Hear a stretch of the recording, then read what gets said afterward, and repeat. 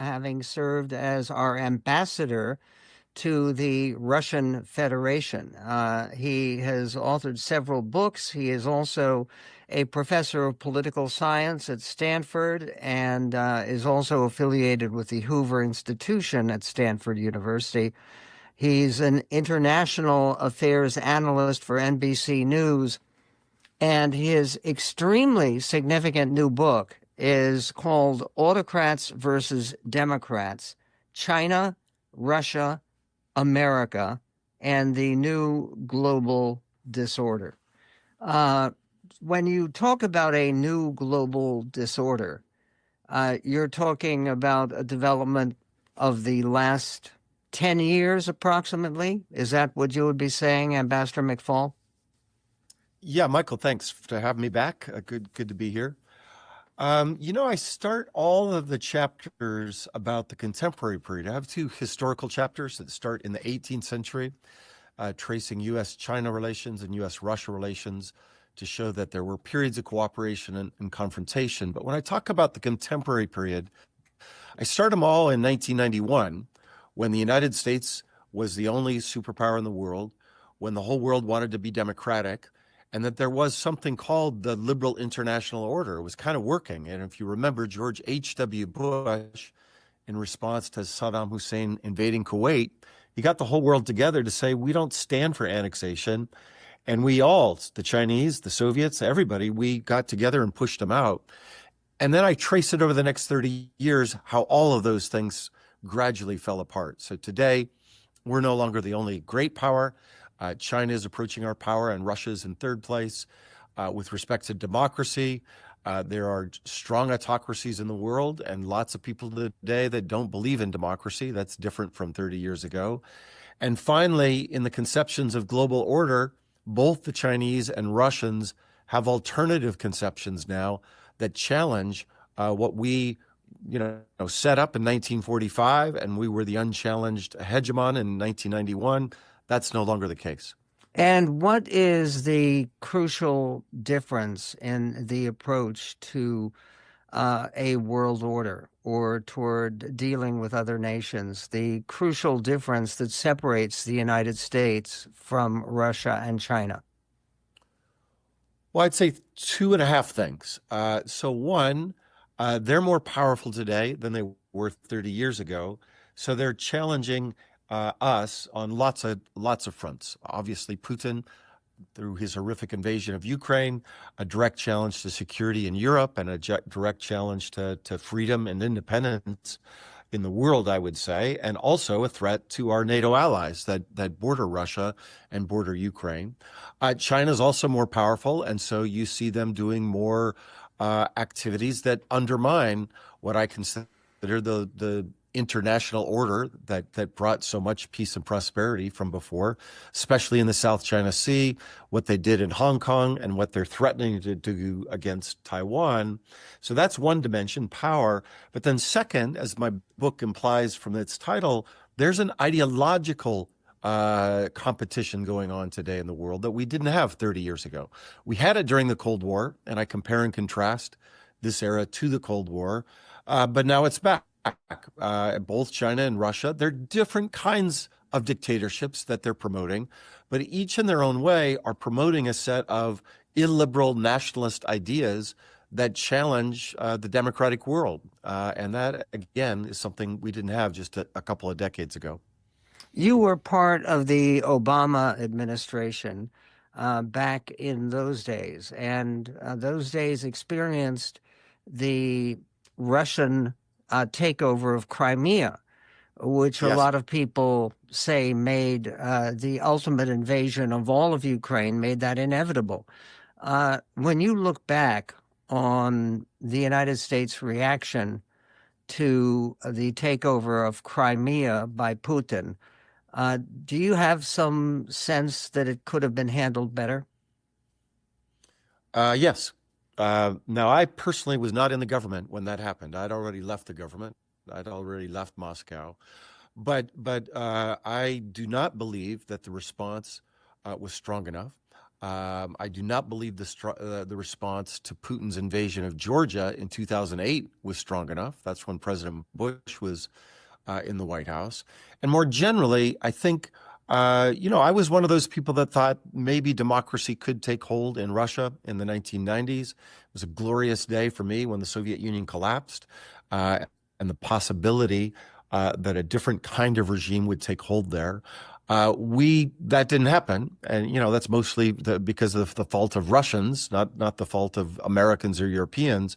But I thought it was a good bet. I even moved to Russia in the early 1990s to try to be a part of that movement. But in retrospect, we should have had a better hedge for that failure. And I mean all the way back to the 90s. By the time we get to the Ukraine and Crimea, I think we should have done a lot more. And two things in particular. We should have advanced the expansion of NATO as fast as possible and not worried about what Moscow thought about it.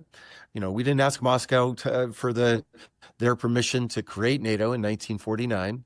We didn't ask for their permission, Khrushchev's permission in 1955 when we brought the West Germans into NATO.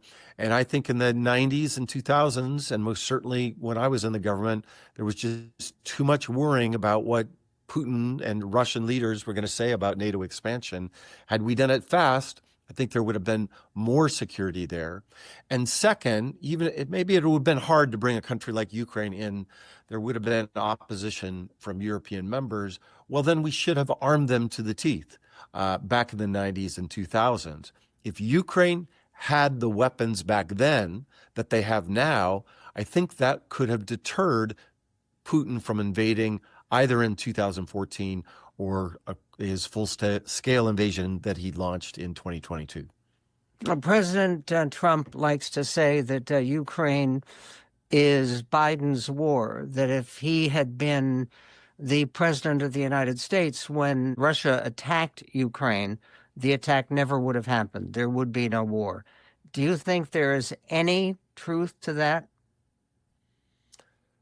No, I don't. I mean, I wish I could believe that, and it's a counterfactual. We can't know.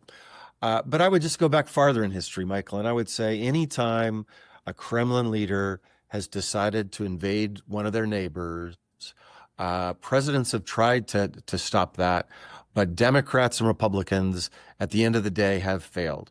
So 56, Hungary, 68, Czechoslovakia, 81 when there was the crackdown on solidarity. Now, the Soviet army didn't come in, but the Polish army did. That was under Ronald Reagan. He was a pretty tough guy on communism. I already mentioned Bush 2008. Nobody thought he was a wallflower. He invaded two countries, and they still invaded. So I don't think that Trump would have deterred that. And I would remind the president, if you ever get a chance to talk to him about it, the war continued for his entire first term. This notion that there was no war in Ukraine, that's just not true. I know thousands of people that died in 2017, 18, 19, 20, and President Trump back then didn't stop that war. Now, having said that, I applaud the president for what he's doing now. He is engaging with Putin because you have to end that war. No, the previous president did not do that. And if you want to end that war, you have to talk to the Russians. So people say, well, they shouldn't talk to them. I disagree with that. I just think we have to maybe tweak the strategy for trying to end this war. What about Taiwan? Do we need to make it clear that the United States will not allow some kind of Chinese move against Taiwan, which they claim to be part of their eternal inheritance and part of their eternal Chinese nation? Ambassador Michael McFaul, former U.S. ambassador to the Russian Federation, he is the author of a new book. He did a previous bestseller with the intriguing title Cold War to Hot Peace. Do we have a Cold War now? Well, we seem to be moving in that direction. Or do we have a hot peace? Where are we, Michael McFaul? That's a great question, Michael. That was a pretty clever title, if I do say so myself. But it's no longer a cold peace. It is a hot, major conventional war in Europe, unlike we've not had anything like that since World War II. Two, that war tragically includes an attempt at annexation. Even during the Cold War, we didn't have much annexation. That was a great achievement of the Cold War, that we ended annexation. We fought World War II to end it, and we achieved that for a long time. I think it's different with China. I think it's still a cold peace with China, but of course, the military buildup in Asia by the Chinese, which I write about at length in my book, is very disconcerting, and I worry a lot about the potential for a hot war between China and the United States. And would that war involve an attempt to annex, take over, invade, even Taiwan? Yes, in my view, and I have a lot in the book about Taiwan. This is the biggest flashpoint in the world today. Next to, I would say it's equivalent to a possible war with Russia if Putin, God forbid, attacks one of our allies, our NATO allies. And it's a really hard case. What should we do? What I write about is we should just keep the peace, keep the status quo. When I teach a course on American foreign policy at Stanford, and I emphasize to my students what I call non-events. There's lots of courses, there's lots of books on events, right? Wars, revolutions, electoral outcomes.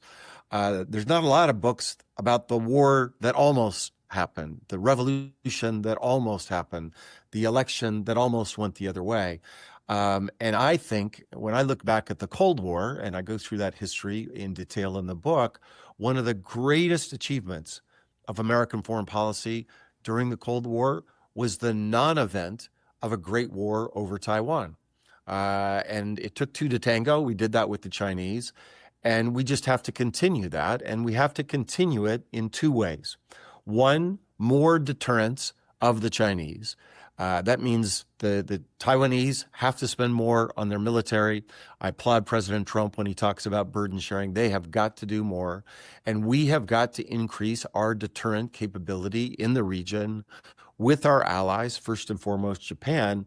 And then secondly, and I know this is going to sound controversial, but secondly, President Trump and future American leaders have to make crystal clear that we will not recognize Taiwan's independence unless they are invaded. And as long as we do those two things together, I think that's our best chance for avoiding war over Taiwan. And why is it so important that the United States not recognize a claim for independence by Taiwan? Because if we do, I think that'll be the trigger for invasion. And I think the Chinese, if you read closely what Xi Jinping has said, that will seem like we are changing the status quo. It's a status quo that goes all the way back to President Nixon and Henry Kissinger and the Shanghai Communique. And it's complicated and it's compromising. And, I just was in Taiwan a few months ago. I go there. It's a difficult thing to have to say. But if we do say we now recognize Taiwan as an independent country, we better be prepared to fight for that because that's what it'll entail. And I'm out here talking about my book. I'm in Erie, Pennsylvania today, about to give a book talk tonight. I was in Hudson, Ohio yesterday. And I don't see a lot of demand and a lot of, rallying to go to war with China over Taiwan when I talk about this today. We're in an isolationist mood here in America. So I think just keeping the peace is the best we can hope for. Speaking of that isolationist move and mood that we now have in the country, in terms of the Chinese Navy, they have put a tremendous amount of money and focus on building up one of the most formidable naval forces in the world. Yes. People on the right seem to believe that we need to do more to respond and to match their progress in that regard. Do you agree? I do agree. And I don't know the left-right divide. I don't fit very well into that. I'm kind of an American. I'll just say that. But the right is definitely right about this. We fell way behind. It's shameful that we did. We can't produce as many ships as they are now. And so I think we have to cooperate actually with the Japanese and the South Koreans to catch up. And second, more broadly, and I know this is not popular, I can tell you, because it's in my slide deck about my talk, but I think we have to spend more on our military. And yes, it's $1 trillion, and that seems like a lot, but we are dealing with very formidable autocratic competitors and adversaries. And if we do not keep up, then we're just handing the world over to the Chinese and their Russian sidekicks. So tragically, but necessarily, we have to keep doing that. Two things about a statement in the news today.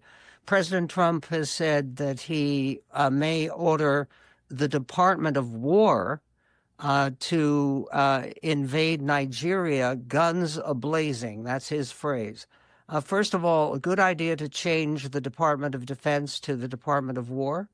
And secondly, what about going into Nigeria with guns a-blazing? Well, first, I don't like the name change. I think posturing us as a defensive country is the right way to do it. I don't want us to offensively go to war, but that's a small thing. The president has his prerogative to do that. But invading Nigeria, I mean, I've spent time in Nigeria. That's a crazy idea. And it's not what the president promised us, by the way. He promised us that he was going to get out of wars and end the endless wars. And so today it's Nigeria. Last week it was Venezuela. I just do not think that is a smart way to advance America's national interests over the long term. And if we do that, the president owes the American people a clear explanation for what is the imminent threat to us. And the U.S. Congress needs to vote before we do that. Because if we don't, then that I think will be a very unpopular war. There have been more than 50 people who have died with the attacks on so-called drug boats from Venezuela. Should that receive congressional discussion and approval? Yes, it's just right in the Constitution that Congress declares war. I have an open mind about it. I mean, I don't know, because we've never heard any information about who these people are. But for us to have the American people behind our soldiers, we have to have votes. And so far, we haven't had a vote. We haven't had a discussion. We don't know who these people are. I just think that is the way it was set up. I think it's a brilliant setup, and I wish that we would vote about these things rather than just do them in a unilateral executive way. I greatly appreciate the opportunity to speak to Ambassador Michael McFaul, a former ambassador to the Russian Federation. His new book, which is a monumental achievement and highly readable, I recommend it strongly. It is called Autocrats versus Democrats, and China, Russia, America, and the New Global Disorder.